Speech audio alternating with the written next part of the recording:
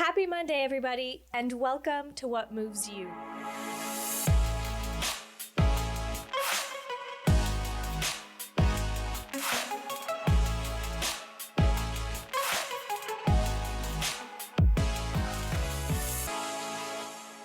Philippe, officiellement, bienvenue à What Moves You. Merci de m'accueillir dans ta belle. Je ne sais pas si ça, c'est votre espace d'événement ou si c'est vraiment la ferme ici.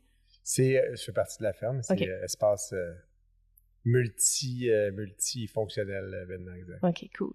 Fait que pour commencer, en fait, je réalise qu'il y a beaucoup de gens qui vont écouter ça pour la première fois qui n'ont aucune idée c'est quoi Oneka.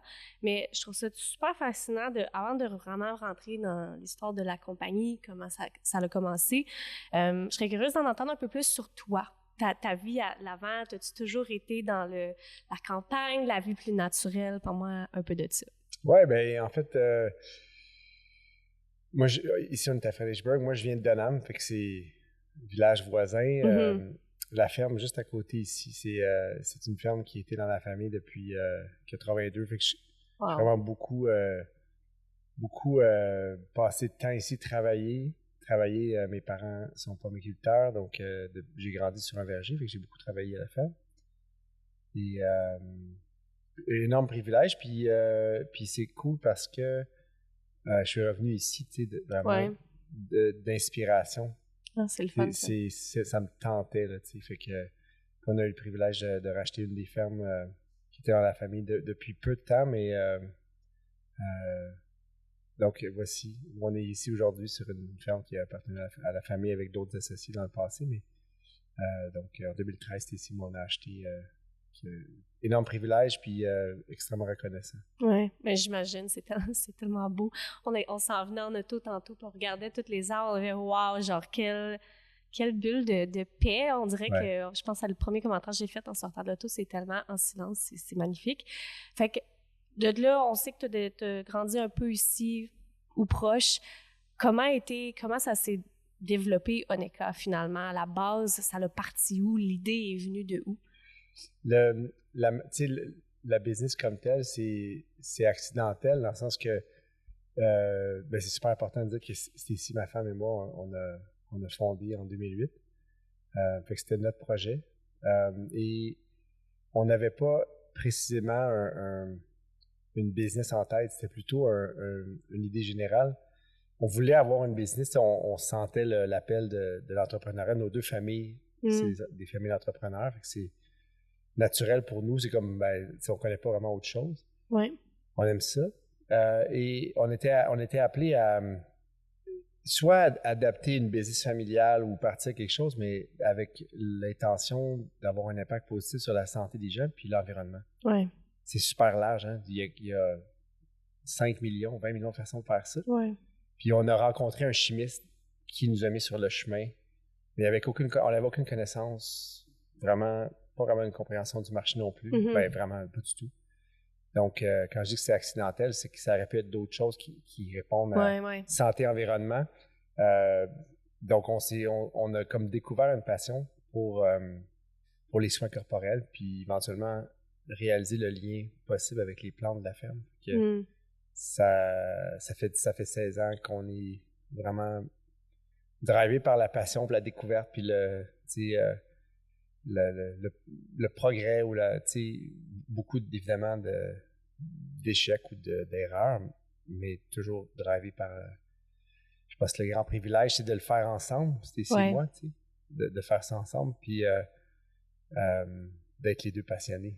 Non, absolument. Puis à la base, c'est quoi qui vous a amené vers la direction des produits corporels? Comme un peu tu as dit, tu aurais pu t'en aller dans l'alimentation, tu aurais pu t'en aller dans un peu plein de choses. C'est quoi qui t'a appelé dans le monde des soins plus corporels? Accidentel. Vraiment? C'est accidentel. C'est la rencontre du chimiste qui nous a partagé un début de travail qui avait été fait sur des formules plus naturelles de soins corporels. Puis, nous, on connaissait... Parce que moi, je connaissais rien là-dedans. C'était ici un peu plus. Elle faisait de l'eczéma, puis elle avait comme... S'était intéressée à des produits qui étaient peut-être mieux orientés pour des peaux sensibles, etc. Mais moi, j'avais aucune notion. Fait que c'est vraiment accidentel. C'est plus la découverte. Oui, OK. c'est possible de faire des produits corporels à une échelle petite. Ça n'a pas besoin de juste des grosses compagnies. Non, absolument. Et de faire le lien avec l'impact positif sur la santé puis celui de l'environnement, notamment l'eau. Donc, fait que c'est pas une idée qui nous est venue autant que c'est une opportunité qui s'est présentée puis que ça répondait à nos grandes idées d'impact santé-environnement. Absolument. Puis pour ceux qui écoutent aujourd'hui ou quand ils vont écouter, qui connaissent pas la marque, qui n'ont jamais Oneka, c'est complètement nouveau pour eux. Donne-moi un peu ton elevator pitch. C'est quoi Oneka? C'est quoi la compagnie? C'est quoi que vous cherchez à faire dans le cadre de ces grandes idées-là? Oui, il y a plusieurs niveaux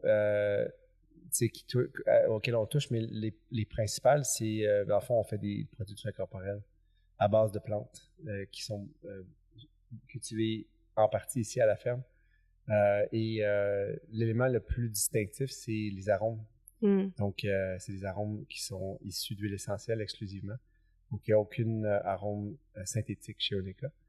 Moi, je suis allergique au synthétique. J'éternue et j'ai mal à la tête. Fait que ça, c'est mon barème. On ne peut pas me fourrer parce que... Puis la majorité, quand je ne peux pas me fourrer, c'est que je peux pas me tromper. Je le sais, je le sens, je le ressens. Puis c'est ici, sa peau sensible fait en sorte qu'on a toujours voulu ça. On réalise qu'il y a beaucoup de gens qui sont sensibles aussi. Puis des gens qui juste simplement qui apprécient les arômes franches, purs, à base d'huile essentielle. La qualité de ces arômes-là font en sorte qu'il y a beaucoup de gens qui nous suivent, qui nous supportent depuis des années.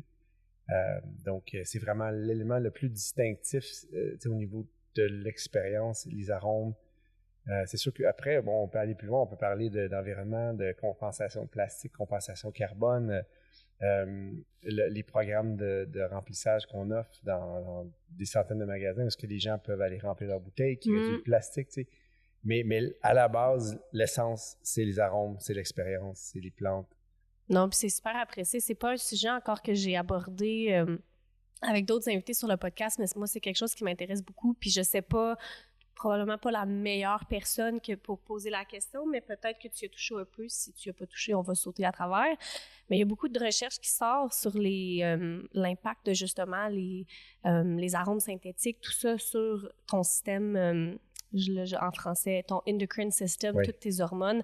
Avez-vous fait un peu de recherche là-dessus en développant le produit ou c'était juste, pour vous, c'était déjà le path forward puis tu as juste continué dans cette direction-là?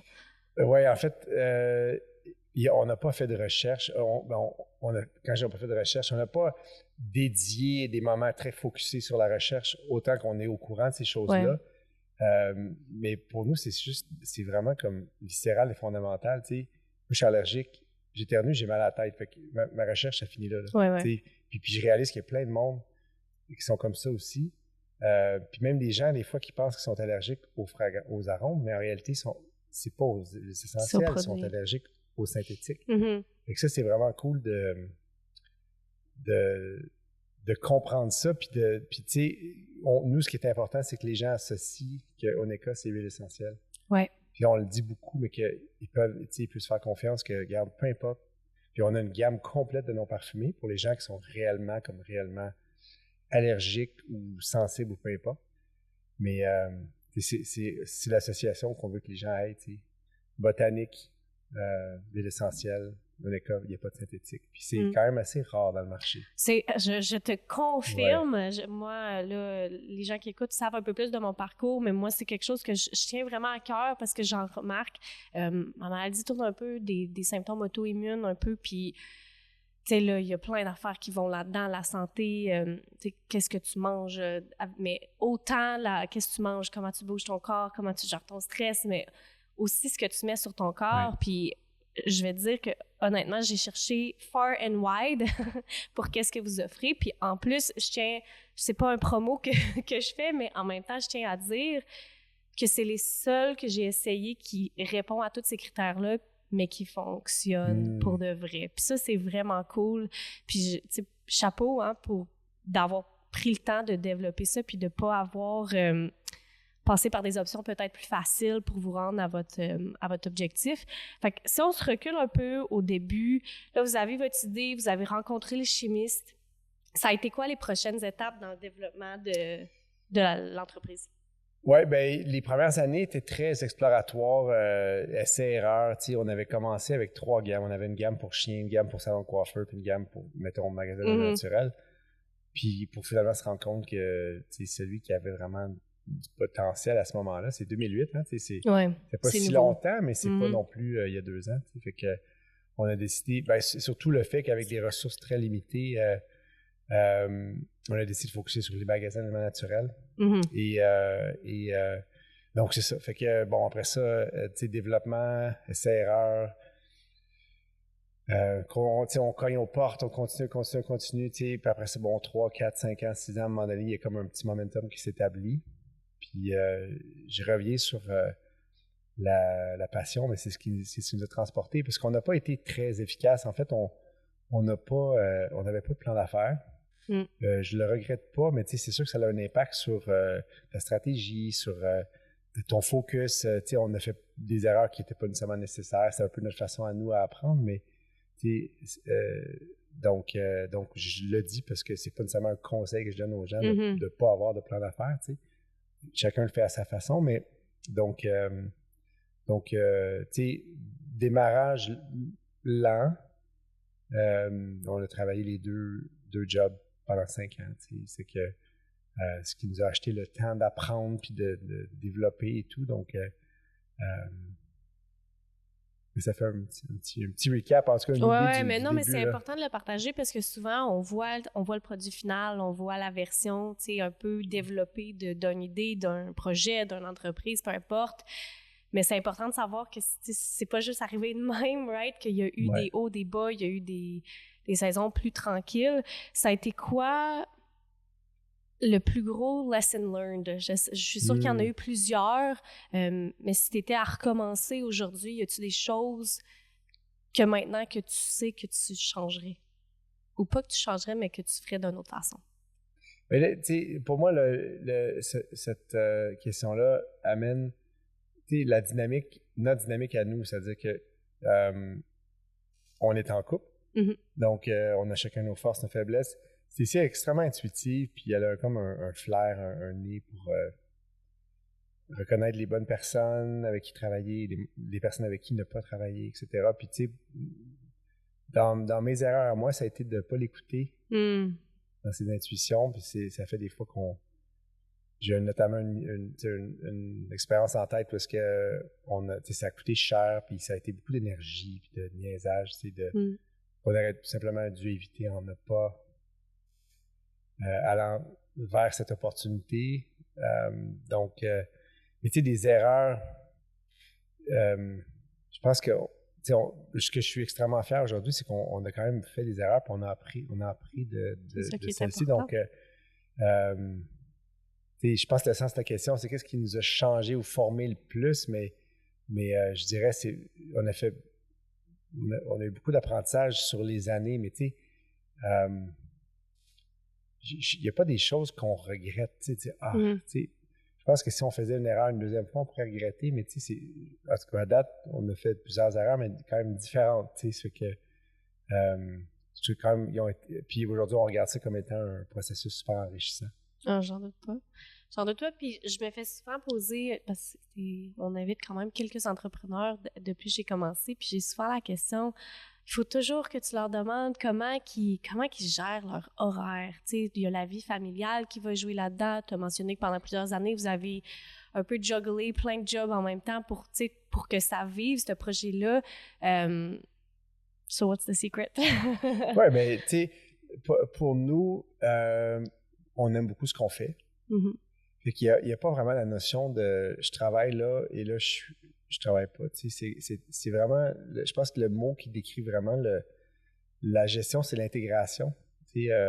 Dans une journée, moi je suis à mon bureau à 5h le matin, puis à 7h30, ou 7h, je tombe en mode famille, je monte en haut, puis bon, je prépare les filles, va les porter, etc. Après ça, je reviens, puis là, après ça, c'est des meetings, en fin de journée, à un moment donné, je suis comme, OK, il est 2h30, je déplie mon casque, je m'en vais dans le bois ramasser des branches pour de l'essentiel, par exemple. Fait que, avec les chiens, parce qu'il y a besoin de courir, puis, fait que, tu sais, c'est comme, on a le privilège les enfants sont à la maison, là, on habite au-dessus de la business, fait que, on peut être dans un meeting. Les 2 filles font école à la maison aussi. OK. Fait que ça, c'est un énorme privilège et une grande responsabilité d'être en charge vraiment de leur éducation. C'est vous qui... Non, on a une équipe, un écosystème qui nous aide, une prof, des groupes d'enfants et tout. Mais il reste que c'est nous qui gérons. C'est pas comme, tu donnes ton kid à l'école à 8h, tu vas le chercher à 4. Il faut qu'on gère les horaires, faire déplacements et tout. Donc, pour moi, la clé, c'est l'intégration, mais je le fais d'une perspective où on est une entreprise familiale, avec une ferme où il y a des animaux qui sont, tu sais, une énorme passion pour Stacy, les filles, tu sais, moi aussi par défaut, mais je suis plus en support, je dirais. Ouais.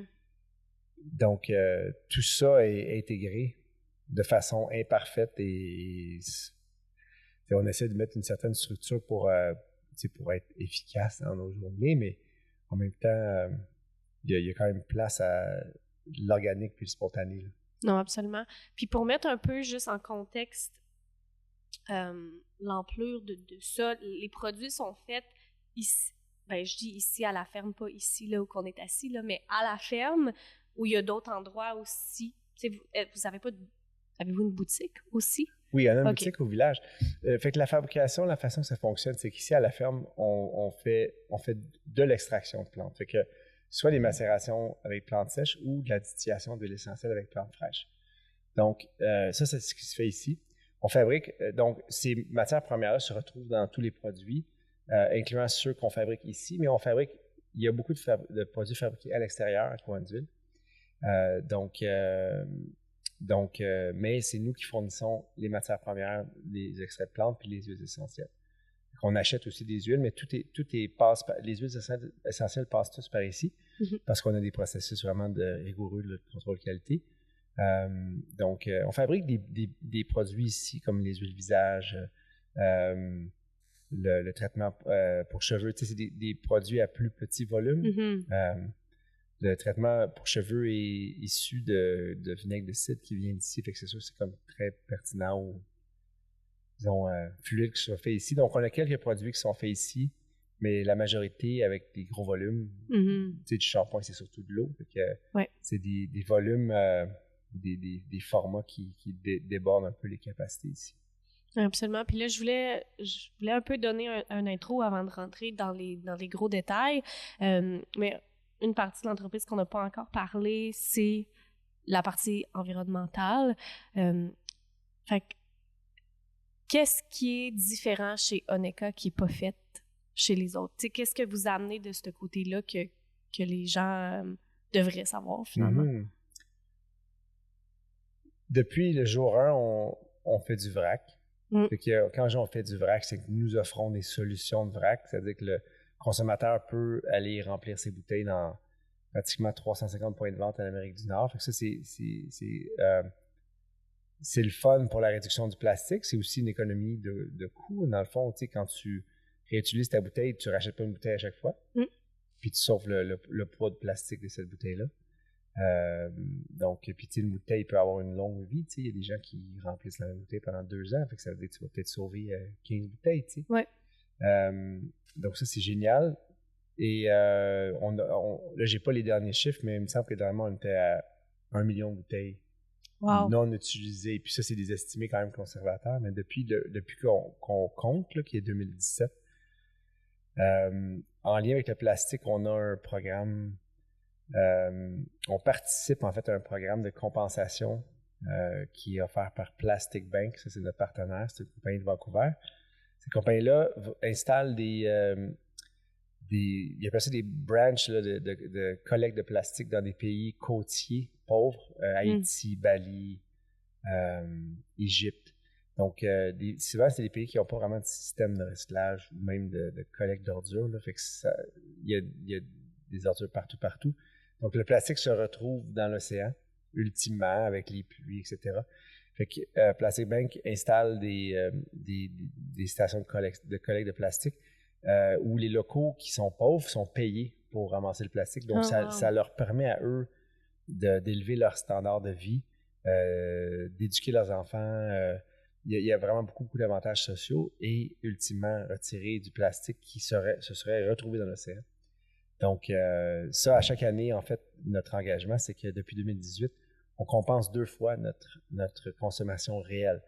L'an passé, par exemple, on a réellement consommé 10 tonnes de plastique. On a compensé 20 tonnes.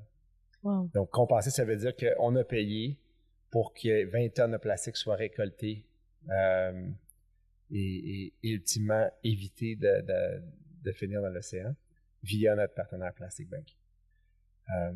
Au niveau du carbone, mais on en parle moins parce que ça fait quand même beaucoup d'informations. Ouais. Mais on est carboneutre. On encore le même principe de compensation. On paye. On a 2 partenaires, Arbre Évolution ici au Québec et Taking Roots qui est en Amérique du Sud. On paye ces compagnies-là pour qu'ils plantent des arbres en notre nom. Après avoir fait un audit, on a une compagnie qui fait un audit pour connaître nos émissions de carbone. Mm-hmm. Fait que, donc c'est ça. C'est super cool.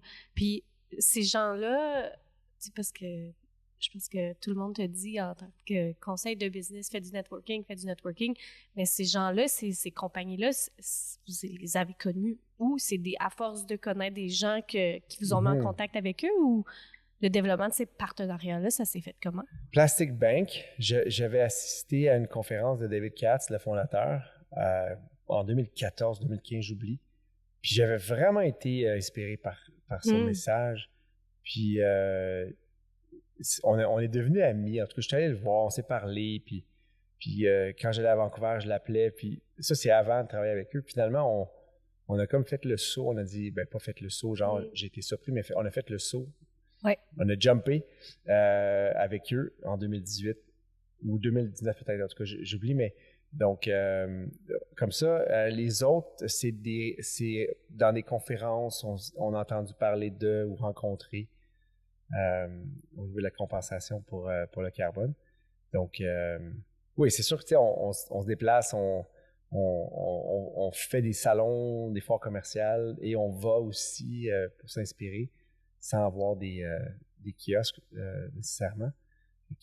Puis avec le temps, à un moment donné, ça fait 16 ans pareil. Là, ouais. On a rencontré des gens, puis des gens qui connaissent des gens aussi, c'est quand même un petit monde. Là. Puis on sent que tout le monde veut s'aider aussi, ça fait que ça fait boule de neige. Non, absolument. Puis jamais j'aurais pensé que c'était, c'est sûr que tu sais que c'est rendu quand même gros, tu vois les produits chez IGA, chez Jean Coutu, plein de places, mais de voir l'ampleur, même moi, j'étais pas au courant de toutes ces affaires-là, c'est vraiment, vraiment hot ce que vous faites. Puis, j'imagine que si vous vous lancez dans une compagnie qui met la santé des gens at the forefront de ce que vous faites, vous me semblez comme des personnes qui prenaient quand même bien soin de votre santé. C'est comment tu trouves à prioriser ça dans justement là, la routine entre les enfants, la job, tout ce qui rentre là-dedans, c'est comment tu trouves le temps pour continuer à prendre soin de toi finalement à travers tout ça, autant physique que mental. Je te laisse m'amener. Ben oui. Ben tu sais, le matin, tôt le matin avant que les filles se réveillent, pour moi c'est on a 2 filles, là, une de 6 et 9 ans. C'est le moment où est-ce qu'il n'y a pas d'action, fait que je le prends pour moi, tu sais, je fais des exercices physiques et méditation, création aussi, tu sais, visualisation intentionnelle. Ça, c'est une pratique Stécie et moi on fait depuis 12 ans. Puis, fait que c'est vraiment le matin que ça, c'est non négociable. Tu sais, je commence la journée avec ça parce qu'une fois que les gens arrivent, puis tu oublies ça, là, tu perds le contrôle un peu là, il y a une urgence. Tu sais. Fait que j'essaie de vraiment contrôler cette partie-là, que je laisse pas ça au gré de la journée, c'est vraiment non négociable. Puis après, dans la journée, c'est sûr qu'en fin de journée, j'aime ça aller à la ferme, puis j'essaie de travailler physique aussi, là, tu sais, faire des choses. Mais pour moi, la façon que je contrôle la régularité, c'est vraiment le matin Où est-ce que c'est vraiment... Puis Stacy, elle fait un peu ça le soir, quand tout le monde est couché. Donc, c'est un peu notre façon de se garder un moment qui est juste non négociable. C'est important. Puis est-ce que ça, c'est quelque chose que vous avez été capable de garder même dans les débuts, ou c'est venu avec le temps, la réalisation que, il faut vraiment que je me garde on top of it là-dessus? On n'a jamais arrêté. Okay. Tu sais, même, ça fait 3 ans, je m'amuse avec les bains froids, puis depuis 6 mois, je le fais à tous les matins. Avant, je le faisais avant le souper, mais on s'est équipé avec des congélateurs. Là. Et j'ai vu les saunas dehors aussi. Exact. Tu fais toute la... Mais le sauna, non. Non, le sauna, ça, c'est une autre affaire. Ça, c'est le soir quand on a le temps. Mais le bain froid, c'est à froid. C'est comme, je me réveille, puis quelques minutes après, je suis dedans. Ils sont dehors? Hein? Ils sont dehors? Ils sont dehors, mais c'est des congélateurs, c'est des tombeaux que je branche, tu sais, mettons, une journée, puis après ça, c'est bon pour 3-4 jours, l'été même. Donc, tu sais, qu'il y a toujours un peu de glace. Motivé? Comment tu dis? L'hiver, t'es motivé? Oui. Ben, c'est devenu un peu une addiction, en fait, le bien-être qui en suit après. Là. Fait que c'est toujours un prix à payer de courage ou de volonté, mais après, c'est toujours... Puis là, j'ai besoin des détails. Tu restes là-dedans combien de temps? En ce moment, je fais 3 minutes. Quand même, hein? Ouais. Mais tu sais, ça fait quand même 3 ans que je conditionne mon corps, tu sais. Puis pour moi, ma philosophie, c'est que c'est pas si important d'être si longtemps, autant que... Je recherche le kick, tu sais, juste comme la clarté après. Puis, tu fais ta méditation avant ou après? Après. Ouais. Fait que la routine, en fait, c'est que je commence avec ça. Je commence avec le bain froid. Puis après ça, je fais des exercices pour me réchauffer aussi, parce que sinon, je pourrais être comme un bout à grelotter. Là. Fait que je fais les exercices, ça me réchauffe. Puis après ça, je vais plus sur la méditation, création. Puis après ça, je suis prêt à travailler. Puis avec beaucoup de... le matin, c'est là où il n'y a pas de bruit, il n'y a personne. Fait que je suis capable de me concentrer, puis prendre des décisions, avoir de la clarté sur les différents dossiers sur lesquels on travaille. Non, absolument. Puis j'adore ta routine, parce qu'en fait, je pense puis moi, pareil, on a de la facilité à trop se compliquer la vie. Tu sais, il faut qu'on s'assoie à une affaire de 2h30, puis c'est pas ça. Puis ça peut être les petits moments que tu prends pour toi, que ça soit le matin ou en plein milieu de la journée. Je trouve ça vraiment cool que vous faites ça, puis que vous en prenez soin. Puis j'ai remarqué dernièrement, vous faites des événements maintenant dans la communauté ici. Ça a parti de où, vouloir un peu se brancher out, si tu veux, dans les événements de communauté, ou ça a juste toujours été, c'est juste qu'on le voyait pas? Oui, on a pas mal toujours fait ça ici à la ferme. C'est sûr que c'est pas un lieu public, c'est un lieu privé. Par contre, on fait des événements sur invitation qui ont toujours lien avec le bien-être, la santé, la forme physique. Puis il y a tellement d'idées qu'on a en réalité. C'est juste que c'est vraiment c'est comme un autre volet, un autre business, d'autres comment je dirais, une autre structure, un autre modèle. Puis on fait qu'on le fait doucement pour essayer d'avoir un beau ratio d'énergie versus résultat. Puis quand je parle de résultat, c'est pas nécessairement au niveau des revenus, mais plutôt comment les gens apprécient le moment. Apprécient, tu sais. Puis c'est sûr que le site est un grand multiplicateur. Tu sais, quand tu as vu quand tu es arrivé ici, tu sais, le site vient te chercher. Oui. Je dis, tu pourrais faire des retreats, là. Oui. Des wellness retreats dans ta cour. Ça serait une bonne idée, ça. Ah, mais moi, c'est j'embarque là-dedans. Moi, une invitation, c'est vraiment là. Après ça, il y a toute la partie, hospitalité, où est-ce que les gens dorment et tout. Fait qu'il y a comme... mais tu sais, on fait quand même des trucs tu sais, one day events, et genre de choses comme ça. Puis il y a plein de choses, tu sais, on veut des fois, on pense on devrait amener les gens pour jardiner une journée. Fait que c'est comme plus trouver le modèle qui fonctionne, mais d'utiliser ou d'inviter les gens à venir profiter du lieu avec une intention d'apprentissage, d'expansion, de challenge. Absolument. En tout cas, moi, j'embarque là-dedans. Tu m'enverras une invitation, je vais être sur la waitlist, c'est sûr. Puis, tu sais, regarde, à chaque année, on fait une porte ouverte. Cette année, c'était le 24 août. On avait au programme, durant la journée, cours de yoga, cours de qigong, cours sur la formation sur la respiration, herboristerie, aromathérapie, j'en oublie peut-être, mais toujours dans le but de... Dans l'ADN UNECA, il y a une notion de développement personnel, de bien-être, de discipline, de rigueur, de forme physique, d'alimentation. C'est sûr, on est sur une ferme, on vend des produits cosmétiques, on ne vend pas de la nourriture, mais on fait quand même pousser de la bouffe ici. Là, ah oui? pour nous. Puis, donc, c'est de rentrer les gens d'inviter les gens à connaître ou à partager ce que nous, on vit dans notre privilège quotidien. Là. Ah non, c'est magnifique. J'adore cette idée. Tu devrais pousser ça. En fait, ma prochaine question, c'était quoi les projets qui sont à venir pour UNECA? Là, tu viens d'en parler un peu de ce volet-là. Y a-t-il d'autres choses qui est un peu in the works que vous êtes en train de développer? Oui, on se fait demander quand même régulièrement différents produits. Puis c'est sûr qu'on a plusieurs produits en marche, si tu veux. Toujours relié avec des huiles essentielles. Ça, c'est le thème qui transporte tout. Donc, on veut mettre beaucoup d'énergie là-dessus parce qu'on était quand même plusieurs années sans innover beaucoup. Ouais. Peu importe la raison. Puis là, on veut comme se rattraper puis répondre à des demandes qu'on reçoit régulièrement. Donc, c'est une chose. On développe le réseau hôtelier qui est un marché qu'on dessert depuis longtemps, mais de façon très organique. Puis là, on est plus intentionnel avec ce marché-là parce qu'on sent qu'on est capable d'offrir... évidemment, on est très focusé sur la partie détail de l'entreprise, mais vente au détail, mais la partie hospitalité, hôtellerie nous intéresse beaucoup parce qu'on sent qu'on a vraiment quelque chose qui répond à un besoin.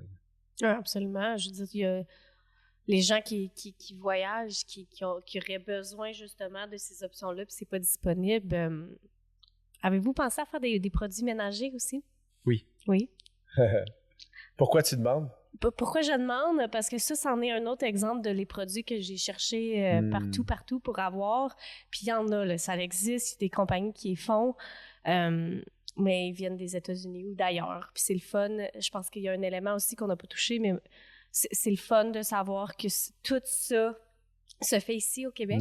Je sais que j'ai habité, tu le sais pas, là, mais j'ai habité longtemps aux États-Unis, au Texas plus précisément. Fait que là, d'une certaine façon, il y a certains marchés là-bas qui sont plus développés en termes de justement des produits naturels, des produits sans gluten, tu sais, plein d'affaires de même. Puis je suis souvent la personne qui chiale un peu sur le fait qu'on n'est pas rendu là ici. Puis je la vois, la différence, parce que je le vis au quotidien, mais d'avoir justement, je sais que je peux aller, je donne IGA comme exemple parce que c'est là que je les ai vus récemment, mais je peux très facilement avoir accès à des choses que j'ai besoin pour juste vivre ma vie comme il faut. Puis ça, je trouve ça vraiment, vraiment hot.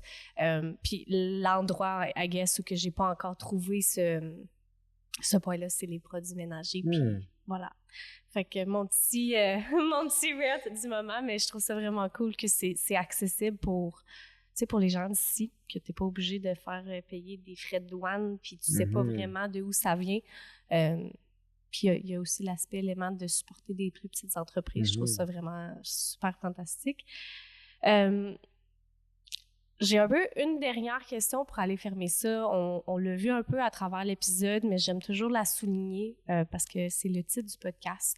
J'ai nommé le podcast What Moves You parce que c'est une question que je me suis posée souvent dans des années plus difficiles, quand mes problèmes de santé étaient un peu at its peak.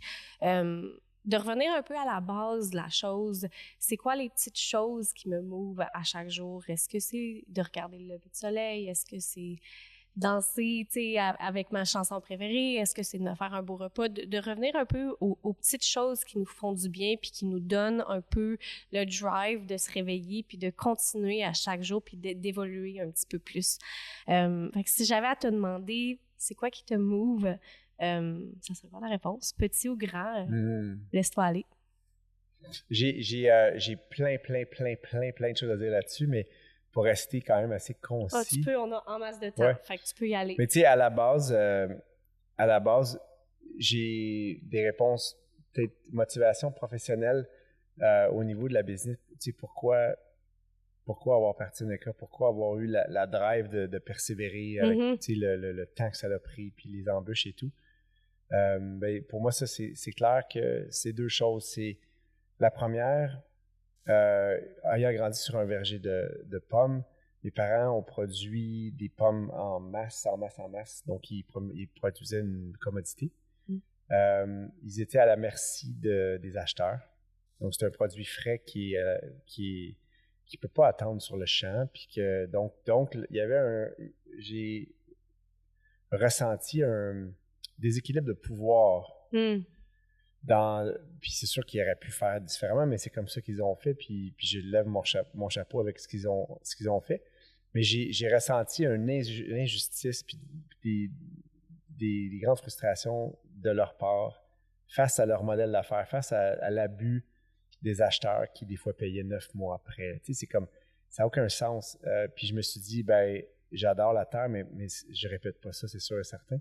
Puis ce que j'avais compris, c'est dans un modèle d'affaires où est-ce que tu peux ajouter de la valeur. Mes parents n'ajoutaient pas de valeur. Ils produisaient de la commodité, fait que ça m'a intéressé. Fait qu'Oneka est né un peu de ce concept-là d'ajout de valeur. Tu sais, les plantes, on va les porter dans un shampoing, par exemple. Donc, d'avoir un modèle d'affaires où il y a de la justice, c'est-à-dire que on est en contrôle de nos affaires, on n'est pas à la merci. Donc, ça veut dire acheter de la valeur au produit puis aller plus loin dans le marché, d'éviter le plus d'intermédiaires possible. Ça, c'est un. Deux, au niveau environnemental, mais aussi ayant grandi sur le verger de pommes où c'était un verger conventionnel. Donc, moi-même, j'ai épandu des produits chimiques plusieurs années, au point où j'étais plus bien dans mon corps. J'étais comme mon corps, il boquait, là. Puis ça se parle, genre les pesticides sur les fruits. Exact. Oh, embarquons-nous là-dedans. Vas-y, fait que ce que j'apprécie de ça, c'est que je l'ai vécu, je l'ai fait. C'est pas mental pour moi, là, c'est viscéral. Puis mon corps, je sentais un combat à l'intérieur.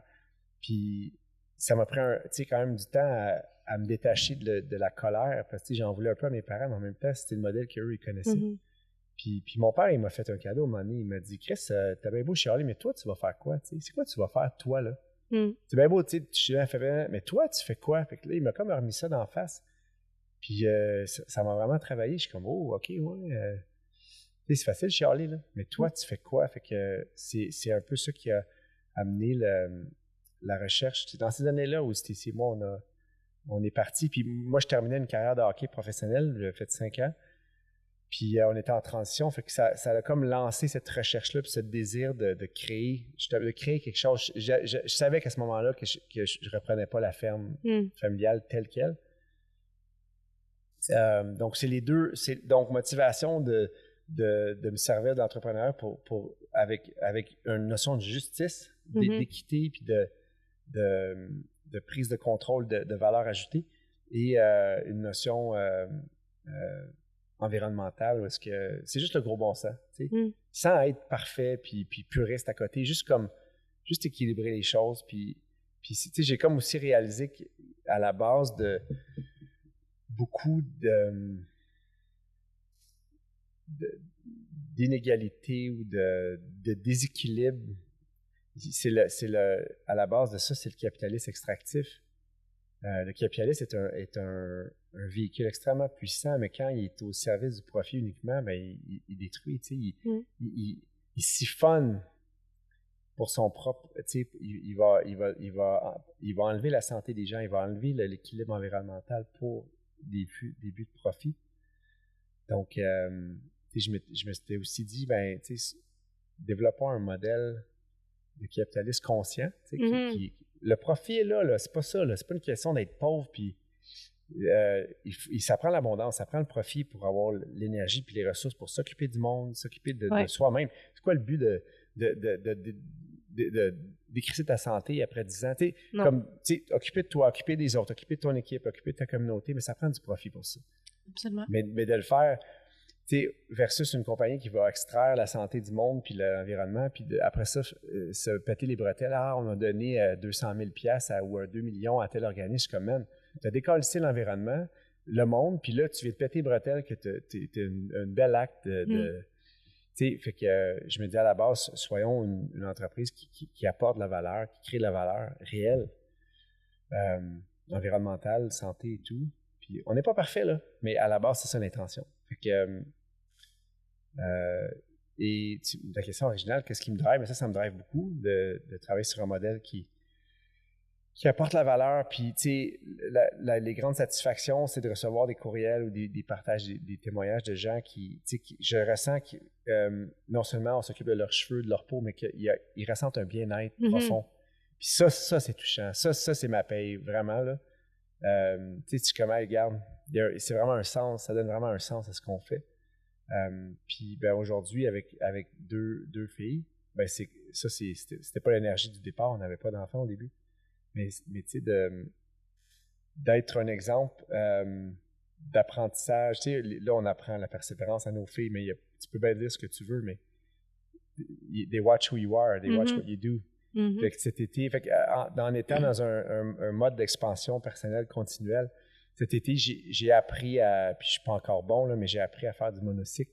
Puis une de mes intentions, c'était, puis ça fait longtemps que je voulais le faire, je voulais l'apprendre, mais je voulais que mes filles me voient apprendre. Rocher, tomber. Puis à un moment donné, après comme plusieurs semaines, puis 300 fois que j'avais tombé, que mes filles ont vu, mais j'ai pu me servir ça, me dire, tu sais, quand eux étaient frustrés ou qu'ils se décourageaient, j'ai dit, hey, tu sais, tu m'as vu, hein? Combien de fois j'ai tombé, mettons, Rafi? Combien de fois? Ah, 300, ben oui. Puis je fais quoi? Je continue. Ah, ben oui. Fait que, tu sais, d'inspirer les enfants par la façon que nous vivons. Fait qu'encore là, on n'est pas parfait, mais ça, c'est un autre another thing that moves me. Ben, j'adore ta réponse. Je pense qu'à date, ça, c'est ma préférée. J'en ai entendu de toutes les couleurs, mais merci d'avoir pris le temps de vraiment tout élaborer ça. Est-ce que, moi, j'arrive un peu à la fin de mes questions. Est-ce qu'il y a d'autres choses que tu aurais aimé que quelqu'un à la maison sache à propos de toi, les produits? Message de fin avant qu'on termine ça. Ben, je te dirais, j'ai beaucoup parlé de moi, puis Stécie n'est pas là en ce moment. Fait que je trouve que pour honorer la dynamique, ce que j'aimerais te dire, c'est la puissance de notre relation, tu sais, de notre couple. Sans elle, je ne serais pas ici. Sans moi, elle ne serait pas ici, tu sais, au niveau de Onika, avec tout ce qu'on a bâti. Puis je trouve que c'est extrêmement puissant. Je réalise la puissance d'être en affaires en couple. C'est un grand défi, évidemment, parce qu'il n'y a pas de cachette. Tu ne peux pas dire, bon, ben, tu parles à 8 h le matin, on s'en voit à soir, là. On est ensemble tout le temps. Mais ça nous force à bien communiquer puis à être vraiment connectés envers un et l'autre. C'est imparfait, tu sais, je veux dire, il y a des frictions et tout, mais c'était quand même un avantage incroyable tu sais, on vit notre rêve, on s'est intégré dans notre vie personnelle, puis c'est ça. Je suis pas en train de dire aux gens de faire ça, mais tu sais, je trouve que c'est quand même extrêmement gratifiant puis enrichissant de pouvoir bâtir une entreprise avec son amoureuse. Ben, je le crois, puis je trouve que ça se voit, ça s'entend, puis tu le vois, il y a des touches, tu sais, il y a des touches autant masculines que féminines dans qu'est-ce que vous faites, les événements que vous faites, les produits, dans les valeurs, puis je trouve ça vraiment beau. Fait qu'écoute, Philippe, merci beaucoup vraiment d'avoir pris le temps de t'asseoir avec moi aujourd'hui. Ça m'a touchée.